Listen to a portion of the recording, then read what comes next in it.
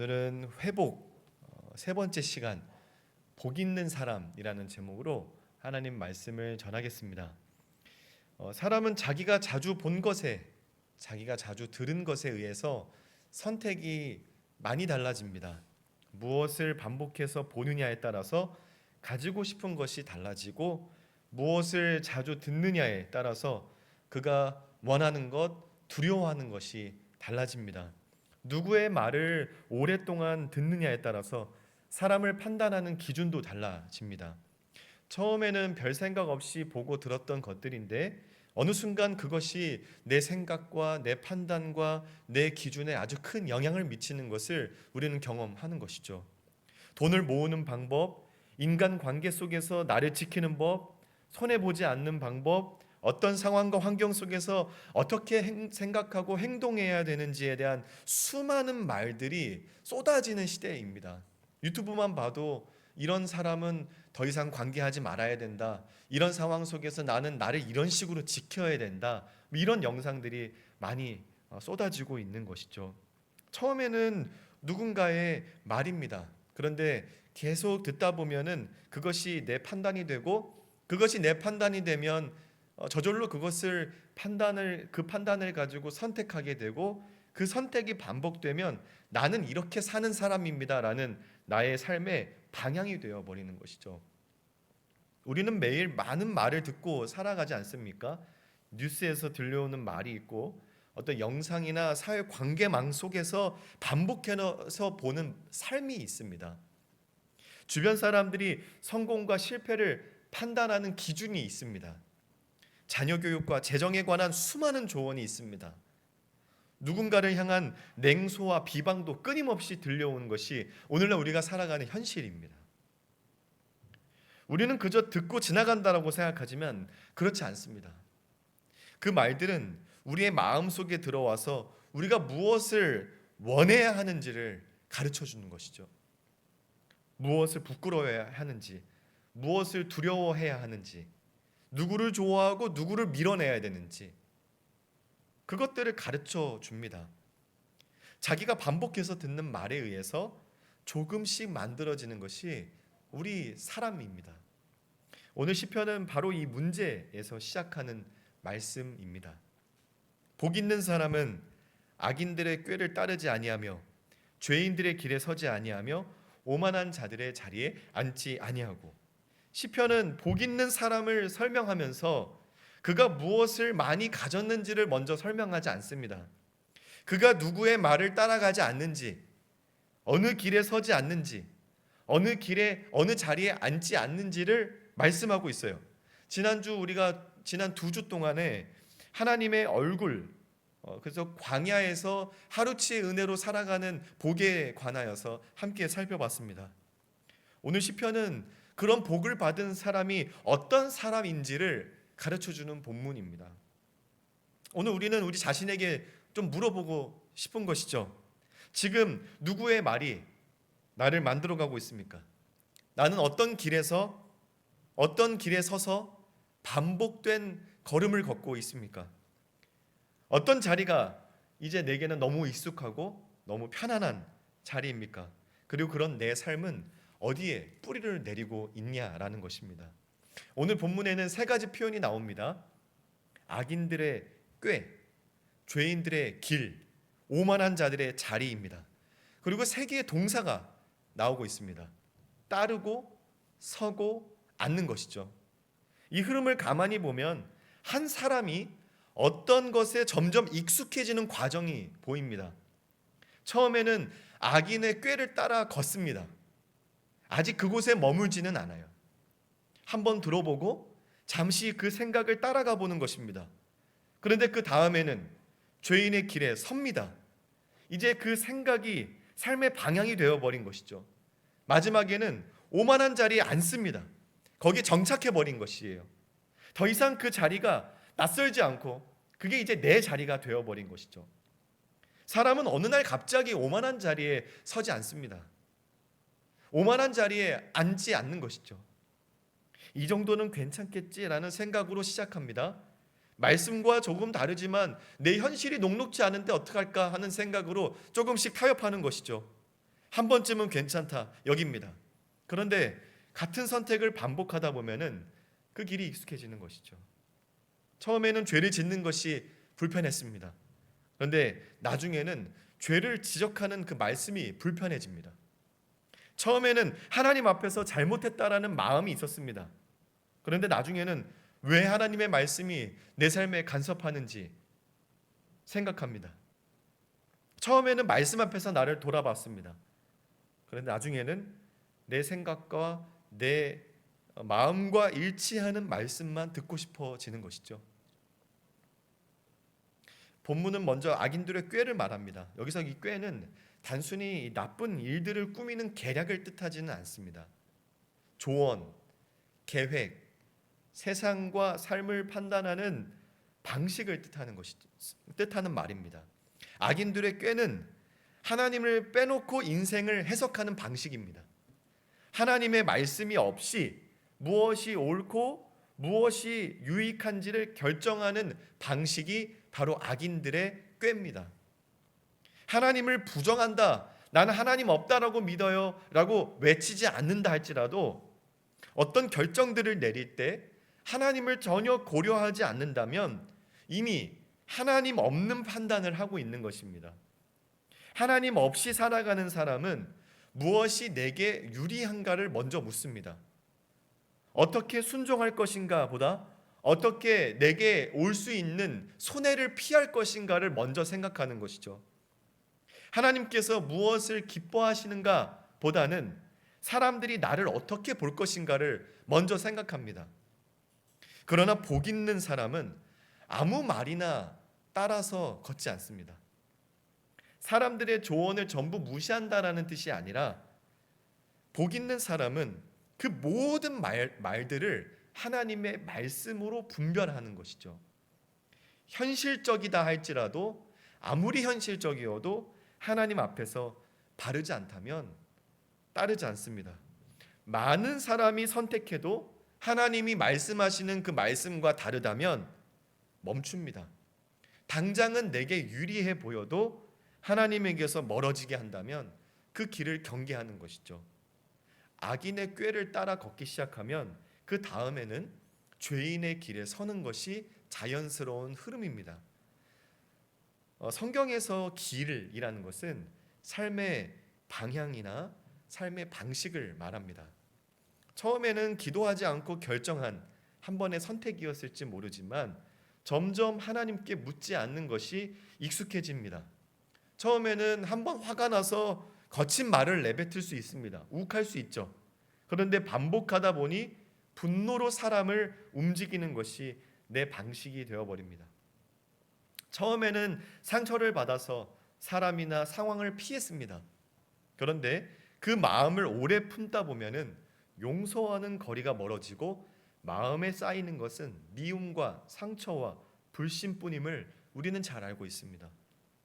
이렇게 보면 죄인의 길이라는 것은 특별히 악한 사람들만 걷는 길이 아니라는 것을 우리는 느끼게 되는 것이죠.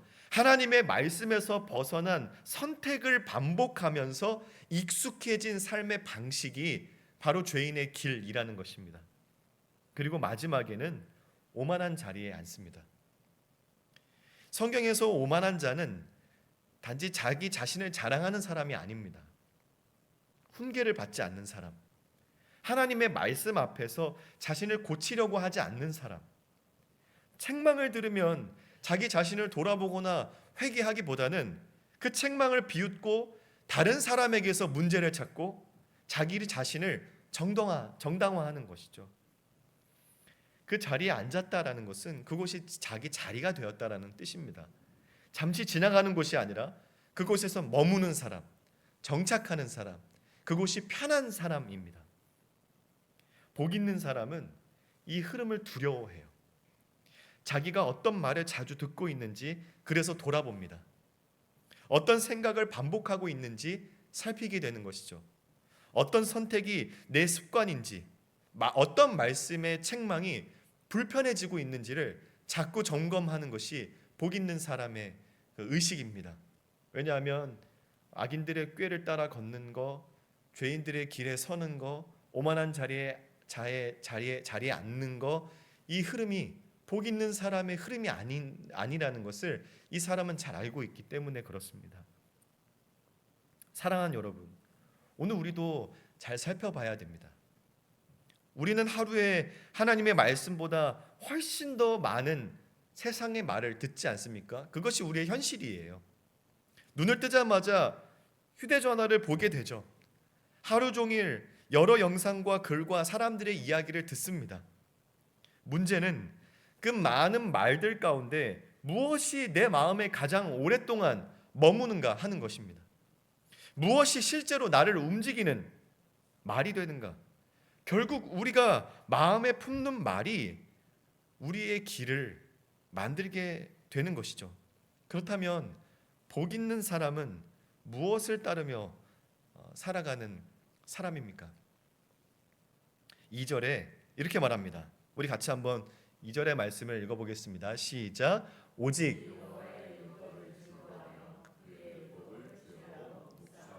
아멘. 여기서 오직이라는 이 단어는 1절과 2절을 연결합니다.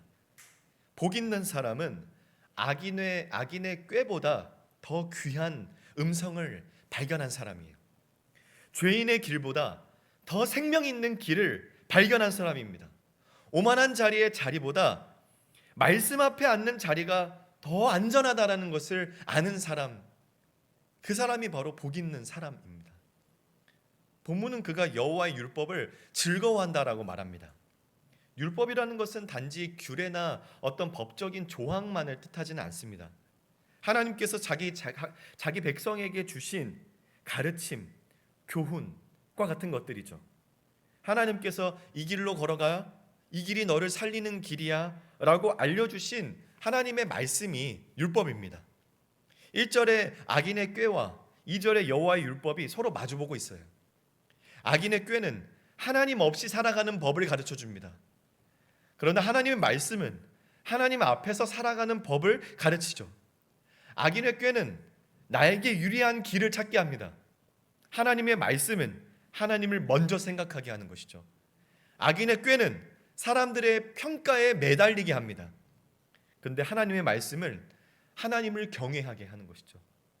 악인의 꾀는 내 욕망을 정당화하고 하나님의 말씀은 내 욕망을 비추고 고칩니다.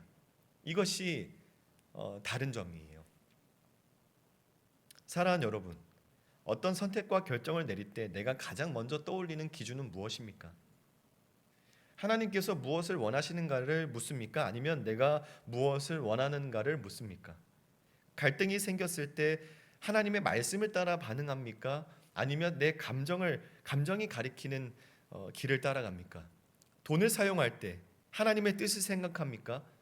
자녀를 양육할 때 말씀보다 주변 사람들의 기준을 더 붙들고 있지는 않습니까?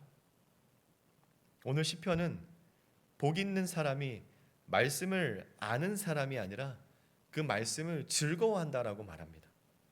즐거움이라는 것은 사람의 마음이 향하는 방향입니다. 사람은 좋아하는 것을 자주 생각하게 되어 있지 않습니까? 누가 시키지 않아도 자주 찾아보고 좋아하는 사람의 말은 오랫동안 기억합니다. 마음이 가는 일은 시간이 없어도 자꾸 하게 되는 것이 우리 사람이 좋아할 때 하는 행동 패턴입니다. 그렇다면 우리는 하나님의 말씀을 정말 즐거워하고 있습니까? 우리는 이 질문 앞에서 스스로에게 좀 정직하게 물어볼 필요가 있어요. 우리는 하나님의 말씀을 의무로 대할 때가 더 많습니다. 읽어야 하니까 읽고 설교를 들어야 하니까 듣습니다. 말씀을 몰라서는 안 되지 라고 생각하면서 말씀을 공부하죠. 그런데 본문은 더 근원적인 곳으로 우리를 데려갑니다. 하나님의 말씀이 우리에게 즐거워야 된다는 것입니다. 하나님의 말씀을 즐거워하는 사람은 자기가 좋아하는 말씀만 골라 듣지 않습니다. 위로의 말씀뿐만 아니라 회개의 말씀도 즐거움으로 받습니다. 복을 약속하는 말씀뿐만 아니라 순종을 요구하는 말씀도 기꺼이 받아들이죠. 나를 격려하는 말씀도 좋지만은 내 교만을 깨뜨리는 말씀도 기쁨으로 받아들입니다. 하나님께서 나보다 옳다라는 것을 기뻐하는 것이죠. 하나님의 길이 내가 계산해서 가는 길보다 훨씬 좋고 선하다라는 것을 믿는 것입니다. 그 말씀이 내 생각, 내 의도와 다를지라도 기뻐합니다. 그 말씀이 내 욕망을 내려놓으라고 할 때에도 내 생명의 말씀으로 받아들이게 되는 것이죠. 그게 하나님의 말씀을 기뻐하는 것입니다. 즐거워하는 것이에요.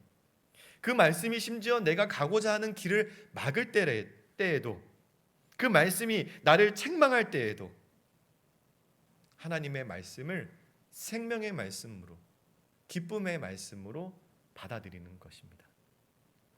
그래서 그는 그 말씀을 주야로 묵상해요. 묵상한다라는 것은 단순히 조용히 생각하는 것만을 뜻하지 않습니다. 성경에서 주로 묵상한다라는 것은 입으로 조용히 읊조린다라는 것을 뜻해요. 마음속에서 반복하여 되뇌며 삶의 현장으로 그 말씀을 가져오는 것입니다. 동떨어져 있는 것이 아닙니다. 그래서 복 있는 사람은 관계에 갈등이 있을 때 아침에 읽은 말씀을 떠올립니다. 화를 내고 싶을 때 듣기는 속히 하고 말하기는 더디하라는 말씀이 내 마음을 붙들도록 내어줍니다. 미래가 불안할 때 너희 염려를 다 주께 맡기라 라는 말씀을 마음에 새기죠. 누군가를 미워하고 싶을 때 너희 원수를 사랑하라는 말씀 앞에 우리의 감정을 멈춰 세웁니다. 돈과 성공에 대한 조급함이 내 마음을 사로잡게 될 때 사람의 생명이 그 소유에 넉넉한 데 있지 않다라는 하나님의 말씀을 기억합니다. 주야로 말씀을 묵상한다라는 것은 하루 종일 성경책을 펴고 있으라는 말이 아닙니다. 말씀을 우리의 삶 전체의 기준으로 삼는다라는 뜻이에요. 밤이나 낮이나 일할 때나 쉴 때나 사람들과 함께 있을 때나 혼자 있을 때나 기쁠 때나 힘들 때나 말씀이 그 사람 안에서 계속 말할 수 있도록 자리를 내어드리는 것이 말씀을 주야로 묵상하는 것이에요. 사람은 우리가 계속 살펴보는 것처럼 마음속에서 반복되는 말에 의해서 살아가지 않습니까? 내가 세상의 말을 자꾸 되뇌이게 되면은 거기에 따라가게 되어 있습니다. 그러나 주야로 하나님의 말씀을 묵상하게 된다면 자연스럽게 주님의 말씀에 우리가 따라가지 않겠습니까? 그런 면에서 말씀을 암송하는 것은 참으로 유익합니다. 왜냐하면 말씀을 암송하려고 하면 하루 종일 그 말씀을 계속 떠올리고 되뇌어야만 그 말씀을 암송할 수 있기 때문에 그렇죠. 내가 만일에 우리가 자주 말씀을 암송하는 부분 가운데 로마서 8장이 있다라고 하면 그 로마서 8장 얼마나 복잡합니까? 근데 그 말씀을 다 외우려고 하면 하루 종일 하지 않으면, 일주일 동안 반복하지 않으면, 또 한 달 동안, 1년 동안 그 말씀을 시마다 때마다 떠올리지 않으면 까먹어 버리지 않겠습니까? 근데 우리가 대중교통을 타고 다닐 때든지 집에서 집안일을 할 때라든지 아니면 차를 운전할 때든지 교회 좀 일찍 와서 또 예배 시간에 좀 텀이 생길 때라든지 그 말씀을 계속 내 마음에 읊조리고 묵상하고 암송하게 된다면 다른 생각이, 다른 말들이 내 마음에 들어올 틈을 주지 않을 수 있는 것이죠.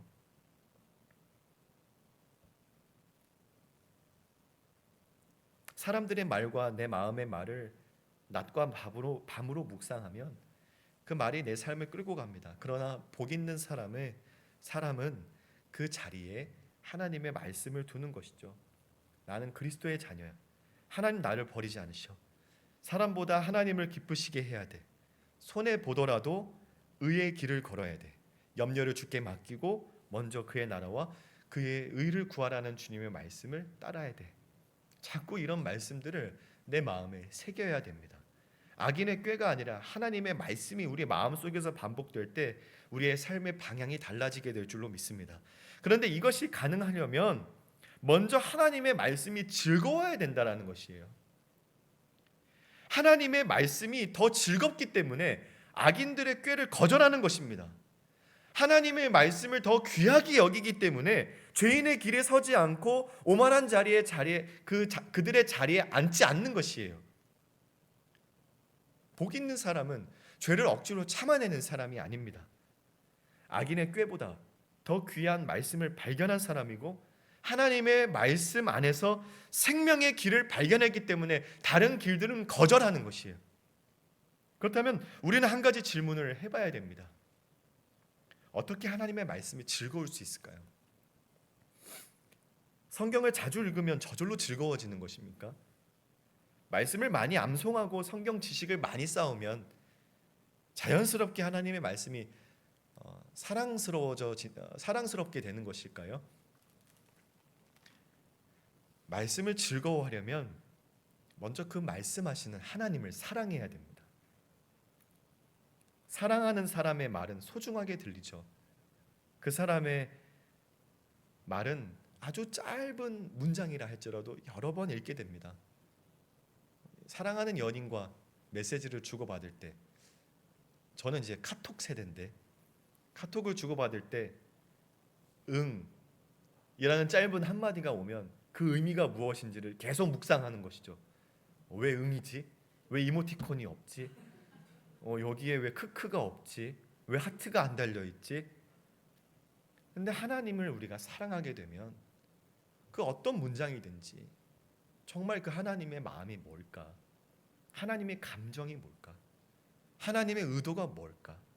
하나님의 어떤 생각으로 지금 이 말씀을 주셨을까? 계속 묵상하게 되지 않겠습니까? 여러 번 읽게 되는 것이죠. 어떤 뜻으로 이 말을 했는지 아주 오랫동안 생각하고 기억하는 것이 사랑하는 사람이 했던 말들입니다. 말 자체를 사랑하는 것이 아니라 그 말을 한 사람을 사랑하기 때문에 하나님의 말씀도 마찬가지입니다. 하나님의 말씀을 즐거워한다는 것은 말씀하시는 그 하나님을 사랑한다라는 뜻이에요. 하나님을 사랑하기 때문에 하나님이 무엇을 기뻐하시는지를 알고 싶고 하나님이 나에게 어떤 것을 원하시는지를 듣고 싶은 것입니다. 그런데 여기서 우리의 문제가 드러납니다. 우리는 본래 하나님을 사랑하지 못하는 존재였다라는 것이죠. 성경은 죄인이 하나님을 찾고 사랑하는 존재라고 말하지 않습니다. 오히려 하나님을 떠나고 하나님의 말씀을 거절하며 자기 생각과 욕망을 따라서 살아가는 존재가 바로 죄인이다라고 말하고 있어요. 로마서 8장 7절은 이렇게 말합니다. 육신의 생각은 하나님과 원수가 되나니 이는 하나님의 법에 굴복하지 아니할 뿐 아니라 할 수도 없습니다. 단지 하나님의 말씀을 잘 몰라서 순종하지 않는 것이 아닙니다. 하나님을 싫어해요. 성경은 거기에 더 나아가 할 수도 없다라고 말하고 있습니다. 이것이 죄인의 현실이에요. 하나님의 말씀은 우리의 욕망을 인정해 주지 않습니다. 내가 옳다라고 여긴 것을 내려놓으라 그래요. 내가 가고 싶은 길을 막기도 합니다. 원수를 사랑하라고 하고 자기를 부인하라고 하고 손해가 있다라고 하더라도 감수하라고 합니다. 정직하라고 해요. 사람들의 인정을 구하지 말고 하나님의 뜻을 구하라고 말합니다. 그러니 하나님을 사랑하지 않는 사람이 어찌 이 말씀을 들을 수 있겠습니까? 할 수가 없는 것이에요. 하나님의 말씀이 자꾸 내 삶에 간섭하는 말씀으로 들리는 것이죠. 내 자유를 막는 것 같고 내 뜻을 꺾어버리는 것 같고 내가 좋아하는 것을 빼앗는 말씀으로 들리게 되는 것이 당연합니다. 그래서 죄인은 악인의 꾀를 더 자연스럽게 받아들입니다. 악인의 꾀는 내 욕망을 인정해 주기 때문입니다. 내가 원하는 것이 옳다라고 말해주고 내 유익과 안전이 먼저라고 독려합니다. 하나님께 묻지 않아도 내 인생은 내가 결정할 수 있다라고 말하는 것이 악인의 꾀입니다. 우리의 마음은 본래 그 말들을 더 편하게 여겨요. 그러므로 시편 1편에 복 있는 사람을 정말 이 사람 자기 관리가 철저하구나 이 정도의 수준으로 받아들이면 안 됩니다. 우리의 마음 자체가 바뀌어야 돼요. 하나님을 사랑하지 않던 마음이 하나님을 사랑하는 마음으로 바뀌어야 됩니다. 하나님의 말씀을 부담스럽게 여기던 사람이 그 말씀을 생명의 말씀으로 받게 되어야 하는 것이죠. 자기 생각을 가장 믿던 사람이 하나님께서 나보다 옳다라고 믿게 되는 사람으로 변화되어야 됩니다. 그런데 우리는 스스로 그 마음을 만들어낼 수 없죠. 우리가 먼저 하나님을 사랑한 것이 아닙니다. 하나님께서 먼저 우리를 사랑하시고 하나님을 사랑하도록 만드셨다라는 것을 우리는 잘 알고 있어요. 요한일서 4장에 우리가 잘 아는 말씀인데 사랑은 여기 있으니 우리가 하나님을 사랑한 것이 아니요 하나님이 우리를 사랑하사 우리가 사랑함은 그가 먼저 우리를 사랑하셨습니다. 하나님께서 먼저 죄인을 찾아오셨습니다. 하나님을 사랑하지 않고 자기의 길을 걷던 우리를 먼저 사랑하시고 그 사랑을 예수 그리스도의 십자가에서 보여주셨습니다. 우리는 하나님을 피해갔지만 예수님은 우리를 찾아오셨어요. 우리는 하나님의 말씀을 거절했지만 그 말씀이 육신이 되어 우리 가운데 거하셨습니다. 우리는 죄인의 길에 서 있었지만 예수님은 그 죄를 담당하시기 위해서 십자가의 길을 걸으셨습니다. 우리는 하나님과 원수가 되었지만은 그리스도께서 자기 생명을 내어주심으로써 우리를 하나님과 화목하게 하셨습니다. 하나님의 말씀을 즐거워하는 마음은 바로 여기에서 시작하는 것이에요. 십자가에서 나를 먼저 사랑하신 하나님을 알게 되었을 때 하나님의 말씀이 다르게 들리게 됩니다. 그래서 우리는 늘 기도할 때마다 하나님의 은혜와 십자가의 사랑의 그 감격과 그 감사가 회복되기 위해서 그것을 잃어버리지 않기 위해서 기도하지 않습니까? 하나님의 말씀을 사랑의 음성으로 들을 수 있는 것은 하나님이 나를 얼마나 사랑하셨는지 알게 될 때 거기서부터 시작하게 되는 것이죠. 그렇게 될 때 내 삶을 귀찮게 간섭하는 말씀이 아니라 죽음의 길에서 나를 돌이키시는 나의 아버지의 말씀으로 듣기 시작하는 것입니다. 하나님은 우리를 살리시기 위해서 말씀하십니다. 내게 있는 것을 빼앗기 위해서 말씀하시는 것이 아니라 우리를 생명으로 이끄시기 위해서 우리에게 말씀하세요. 그러므로 말씀을 즐거워한다는 것은 모든 말씀을 언제나 재미있고 편안하게 느낀다라는 것은 아닙니다. 때로 말씀이 아프죠. 내가 감추고 싶었던 죄를 드러냅니다. 붙들고 싶고 계속 붙잡고 싶은 욕망을 내려놓으라고 해요. 용서하고 싶지 않은 사람을 용서하라고 합니다. 내 뜻이 아니라 하나님의 뜻을 따르라고 합니다. 그때에도 하나님의 말씀이 나를 해치는 말씀이 아니라 나를 살리는 말씀이기 때문에 받아들이는 것, 그것이 말씀을 즐거워하는 것이에요. 너무 이 말씀이 다 편하다, 너무 좋다 이렇게 받아들이는 것이 아닙니다. 내 기분보다 하나님의 선하심을 더 신뢰하는 것입니다. 내 판단보다 하나님의 지혜를 더 귀하게 여기는 것이고 내가 원하는 길보다 하나님이 보여주시는 길이 생명의 길이라는 것을 믿는 것입니다. 복이 있는 사람은 자기 의지 때문이 아니라 하나님이 나를 얼마나 사랑하는지를 알기 때문에 하나님의 말씀을 사랑하게 된 사람이 복 있는 사람이에요. 그렇다면 하나님께서는 사랑할 수 없었던 우리를 어떻게 하나님의 말씀을 즐거워하도록 하십니까? 시편은 이제 복 있는 사람을 한 그루의 나무의 이미지로 보여줍니다. 3절의 말씀인데요. 우리 같이 한번 읽어보겠습니다. 시작. 그는 시냇가에 심은 나무가 철을 따라 열매를 맺으며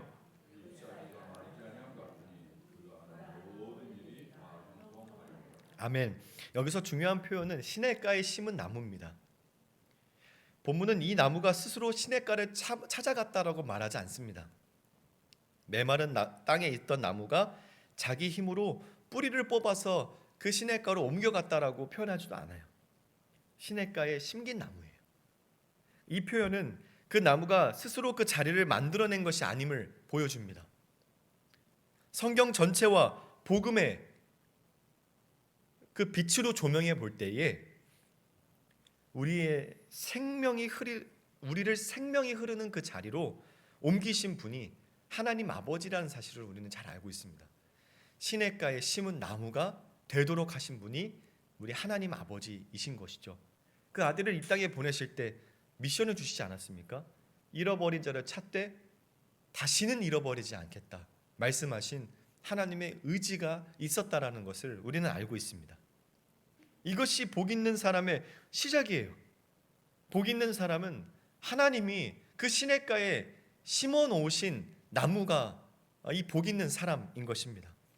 하나님을 사랑하지 못하던 사람을 그리스도 안으로 옮기신 것이죠. 하나님의 말씀을 거절하던 마음을 새롭게 하시고 그 말씀을 들을 귀를 주신 것이 복 있는 사람의 시작입니다.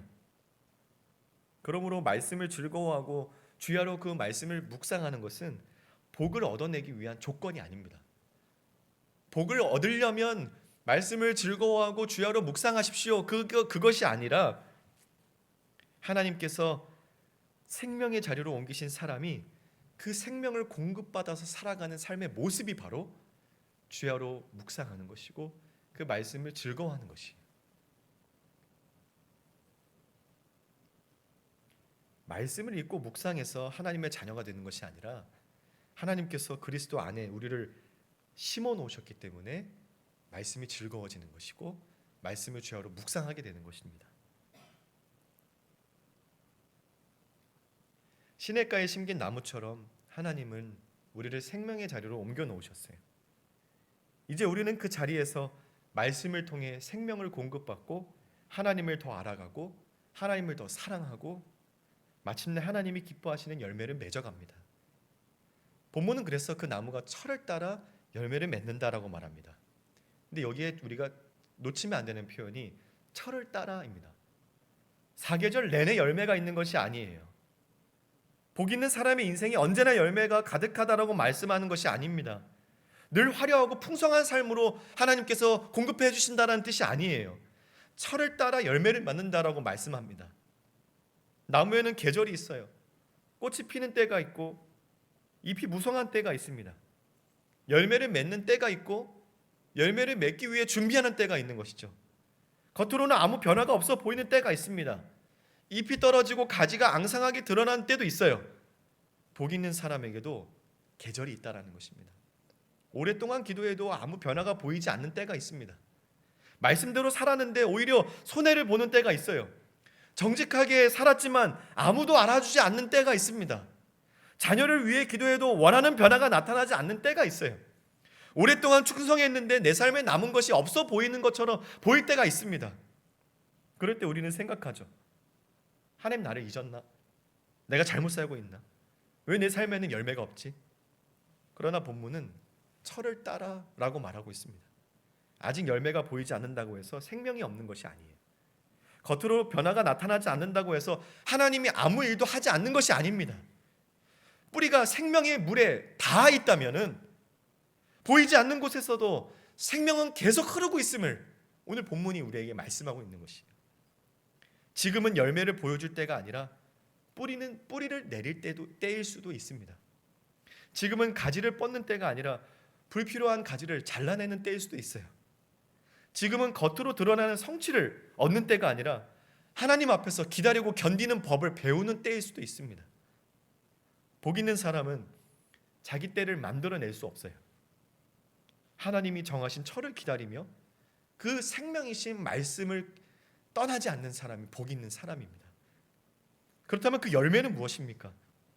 열매라는 말을 들으면 우리는 보통 성과라는 것을 먼저 떠올리게 되는데 사업이 성장하고 직장에서 인정받고 자녀가 좋은 결과를 얻는 것, 교회에 사람이 많아지는 것, 계획한 일이 성취되는 것, 이런 것들을 떠올리기가 쉽죠. 이런 결과도 하나님께 감사한 열매가 될 수 있습니다. 그러나 시편 1편의 열매를 그것으로만 제한할 수는 없어요. 말씀에 뿌리 내린 사람의 열매는 실제 삶에서 드러납니다. 무엇이 옳은지 분별하는 힘. 모든 사람이 그렇게 한다고 해도 하나님 앞에서 옳은지를 묻는 것, 손해를 보고 오해를 받더라도 하나님의 뜻을 따라 선택하는 것, 그것이 열매예요. 고난 가운데 견디는 것, 말씀에 뿌리 내린 나무도 바람이 불면 흔들립니다. 낙심하고 울기도 해요. 그러나 완전히 말라버리지는 않죠. 생명이 공급되고 있으니까요. 관계 속에서 나타나는 변화, 그것도 열매입니다. 예전 같으면 바로 화를 냈을 자리에서 한 번 더 참는 것. 자기 말만 옳다고 주장하던 사람이 어느 순간 다른 사람의 말에 좀 귀를 기울이네. 용서할 수 없다라고 생각했던 사람을 위해 기도하는 것. 상대방을 이기는 것보다 관계를 살리는 길을 선택하는 것. 잘못했을 때 변명하기보다 사과하는 것. 그런 게 다 열매입니다. 넘어졌을 때 회개하는 것도 열매고, 복 있는 사람은 한 번 넘어졌다고 해서 좌절되는 인생이 아니에요. 한 번도 넘어지지 않는 사람, 완벽한 사람이 복 있는 사람이 아닙니다. 넘어져도 말씀 앞에 자신을 다시 세우는 사람이 복 있는 사람이에요. 죄라는 것을 합리화하지 않아요. 오만한 자의 자리에 눌러 앉지도 않습니다. 하나님의 말씀을 따라 일어나는 것이 복 있는 사람이 맺는 열매예요. 신약은 이 열매를 더욱 선명하게 보여줍니다. 갈라디아서 5장에 성령의 열매가 나오지 않습니까? 사랑과 희락과 화평과 오래 참은 자비와 양선, 충성과 온유와 절제입니다. 시편 1편 나무가 시냇가에 심겨서 열매를 맺듯이 성도는 그리스도라는 나무에 붙어있는 가지로서 열매를 맺을 수밖에 없는데 신약에서는 그것을 성령의 나무로 설명하고 있어요. 예수님께서도 요한복음 15장에서 말씀하지 않으셨습니까? 나는 포도나무요 너희는 가지라. 내가 그 안에 거하면 사람이 열매를 많이 맺나니 나를 떠나서는 너희가 아무것도 할 수 없습니다. 열매는 뿌리에서 올라오는 생명의 결과입니다. 사랑하는 척하는 것이 아니라 성령께서 자기중심적인 마음을 다루어 가실 때 사랑이 맺어지는 것이죠. 모든 상황이 편안해서 화평한 것이 아니라 하나님 안에서 마음이 붙들릴 때 흔들리는 상황 속에서도 화평의 길을 찾는 것, 그것이 열매입니다. 기다리는 일이 쉬워서 오래 참는 것이 아니라 하나님이 일하신다는 것을 믿고 때를 기다리기 때문에 오래 참는 것이, 욕망이 사라져서 절제하는 것이 아니라 더 귀한 하나님의 나라를 바라보기 때문에 욕망에 끌려가지 않는 법을 배우는 것입니다. 말씀에 뿌리 내린 사람은 말씀을 통해서 성령께서 내 생각과 반응과 모든 관계와 성품을 바꾸어 가시는 사람, 그 사람이 말씀에 뿌리 내린 사람이고 시냇가에 심긴 나무고 복 있는 사람입니다. 그것이 열매예요. 더 나아가서 본문은 그 잎사귀가 마르지 아니한다라고 말씀하고 있습니다. 이 말씀은 복 있는 사람에게 더위, 가뭄이 없다라는 뜻이 아닙니다. 말씀에 뿌리 내린 사람도 고난을 만나요. 질병을 만날 수도 있고 경제적인 어려움을 겪을 수도 있고 관계가 무너질 수도 있습니다. 기도해도 상황이 달라지지 않을 수 있어요. 그러나 뿌리가 생명의 물에서 끊어지지 않았기 때문에 말라 죽지 않는 것이죠. 복 있는 사람은 고난 속에서도 생명의 근원과 끊어지지 않는 사람이에요. 그래서 잎사귀가 마르지 않는 것이죠. 그리고 본문은 말씀합니다. 그가 하는 모든 일이 다 형통하리로다. 우리가 형통이라는 말을 들으면 성공이라는 것과 연결해서 모든 것들이 뜻대로 풀려가는 것을 생각하기가 쉽습니다. 원하는 학교에 들어가고 직장에서 승진하고 사업이 잘 안정되고 질병이 낫고 자녀의 앞길들이 다 열려가는 것을 생각하기가 쉬워요. 그런 일들도 하나님께서 베푸시는 감사한 복일 수도 있습니다. 그러나 시편 1편이 말하는 형통을 말씀을 묵상하면 내가 원하는 일이 모두 이루어진다라는 공식으로 좁혀갈 수는 없어요. 본문이 보여주는 복 있는 사람은 자기의 뜻을 모두 이루어가는 사람이 아닙니다. 악인의 꾀를 거절하고 죄인의 길에 서지 않으면서 여호와의 말씀을 즐거워하는 사람이에요. 하나님께서 심으신 자리에서 그 생명을 공급받는 사람이, 하나님이 정하신 철을 따라서 열매를 맺는 사람이 복 있는 사람입니다. 그러므로 그가 하는 모든 일이 형통하다는 것은 말씀을 따라서 살아가는 그의 삶을 하나님께서 헛되게 버려두지 않으시고 하나님의 뜻 안에서 하나님의 목적과 하나님이 원하시는 열매에 이르도록 이루어 가신다라는 뜻입니다. 그게 형통이에요. 그러니까 내가 원하는 방향, 내가 원하는 뜻, 내가 원하는 계획, 때로 성취해 나가는 형통이 아니라 하나님의 말씀, 하나님의 의도, 하나님의 뜻, 하나님의 계획, 하나님의 철을 따라서 열매를 맺어가는 그 사람이 바로 형통한 사람인 것이죠. 그 의미는 오늘 본문 6절에서 더 분명해집니다. 우리 6절 말씀 같이 한번 더 읽어보겠습니다. 시작. 무릇 의인들의 길은 여호와께서 인정하시나 악인들의 길은 망하리로다. 여기서 인정하시다라고 번역된 이 단어는 히브리어 야다입니다. 하나님께서 아신다라는 거예요. 부부가 서로를 깊이 알아가듯이 한 몸으로 아는 것처럼 하나님께서 우리를 알아주신다라는 겁니다. 단지 하나님께서 우리의 삶의 인생에 어떤 일들이 이루어지고 어떤 과정을 겪게 되고 그런 것들을 아신다라는 정보의 알미 아니라 하나님께서 자기 백성을 아신다라는 것은 그 관계 안에서 알고 살펴주시고 돌보시고 붙드신다는 뜻이에요. 사람들은 나타난 결과로 형통을 판단합니다. 얼마나 이루었는지를 보고 얼마나 가졌는지를 봅니다. 얼마나 빠르게 올라갔는지를 보고 얼마나 많은 사람에게 인정받았는지를 봅니다. 그러나 하나님은 그 사람이 지금 어떤 길을 걸어가고 있는지를 아시는 것이죠. 말씀 때문에 뭘 거절했는지를 아십니다. 아무도 알아주지 않는 자리에서 무엇을 견뎠는지를 아시는 것이죠. 열매가 보이지 않는다라고 해도 어디에 뿌리를 내리고 그가 계속 생명을 공급받고 있었는지를 아십니다. 이것이 시편 1편이 말하는 형통이에요. 하나님께서 그 길을 아시고 그 길을 돌보시고 그 삶이 하나님의 뜻 안에서 열매에 이르도록 붙드시는 것. 그래서 의인의 길에는 기다림과 손해가 있을 수 있지만 그 길은 결코 헛되지 않습니다. 하나님께서 아시는 길이기 때문에. 그러므로 복 있는 사람의 가장 큰 복은 사람이 나를 인정해 주는 데 있지 않습니다. 여호와께서 나를 알아주시는 데 있는 것이죠. 사람들이 알아주지 않아도 괜찮습니다. 열매가 더뎌도 상관없어요. 말씀대로 사느라 손해를 봐도 괜찮습니다. 왜냐하면 하나님께서 알아주시기 때문에. 그리고 그 길을 아시는 하나님께서는 끝까지 책임지시기 때문에 괜찮아요. 사랑하는 여러분, 하나님이 우리를 알아주세요. 말씀 때문에 뭘 손해봤는지, 내가 죄를 짓지 않기 위해서 하나님 편에 서기 위해서 어떤 선택을 해왔는지 다 아십니다. 그리고 책임지세요. 이제 시편에 나타난 대조 중에 복 있는 사람과 악인의 대조가 있어요. 이것을 다루고 말씀을 마무리하겠습니다. 악인들은 그렇지 않다.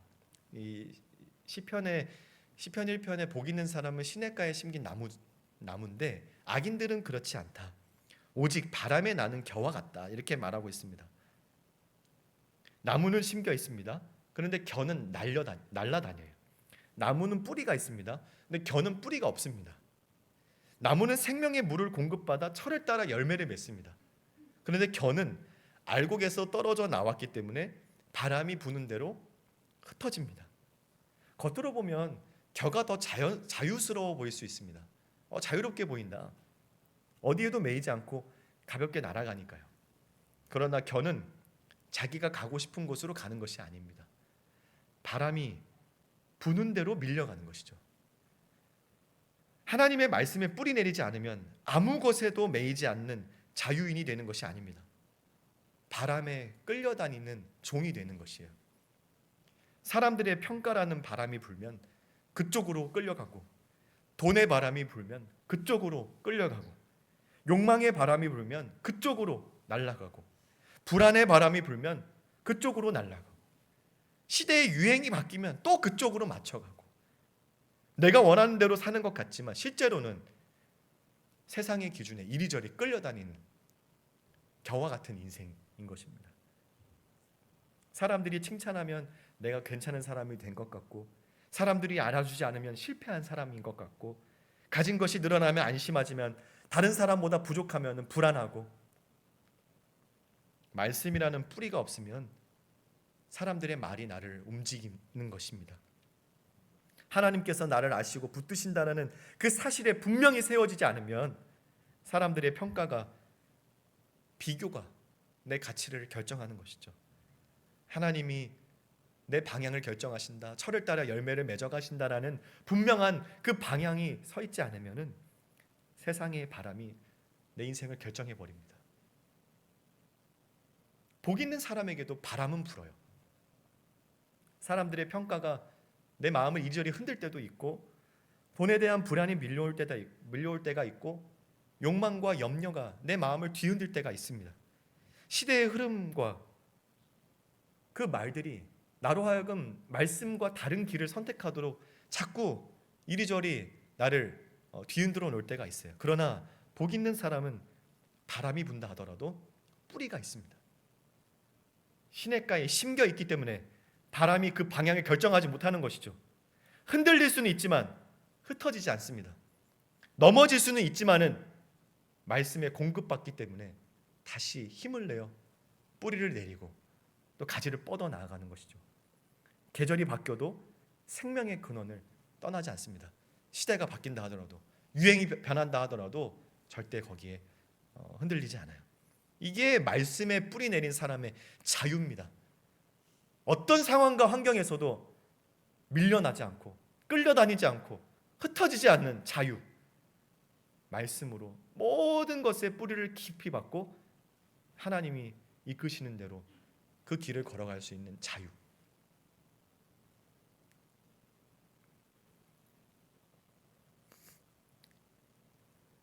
악인의 길은 편하고 빨라 보일 수는 있지만 결국 그 길은 하나님 앞에서 견디지 못합니다. 반면 의인이 걸어가는 길은 더디고 좁아 보일 수 있지만 그러나 하나님께서 그 길을 인정해 주세요. 알아주시고 책임지시고 나중에 하나님과 함께 영광을 받도록 하시는 그 길입니다.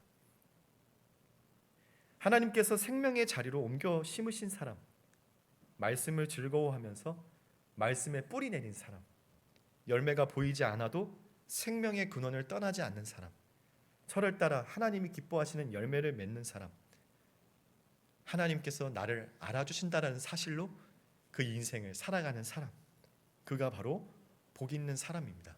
사랑하는 여러분, 오늘 우리 자신을 좀 돌아보고 싶어요. 요즘 누구의 말이 나를 형성하고 있습니까? 내가 반복해서 듣고 마음에 품는 말은 무엇입니까? 무엇이 내 판단을 움직입니까? 어떤 길에 이제는 익숙해졌습니까? 하나님의 말씀에 뿌리 내려서 그 생명을 공급받는 것이 복인 줄 믿습니다.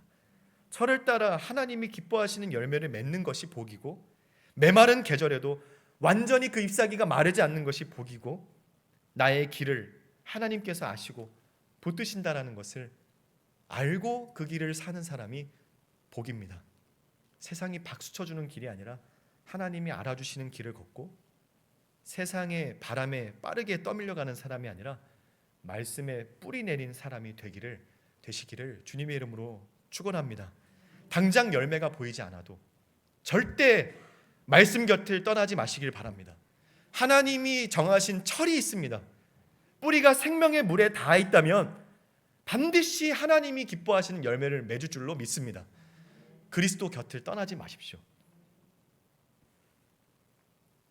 오늘 우리가 돌아가야 될 복의 자리는 바로 그 자리입니다. 말씀이신 예수 그리스도 그분 곁에 붙어 있는 것이에요.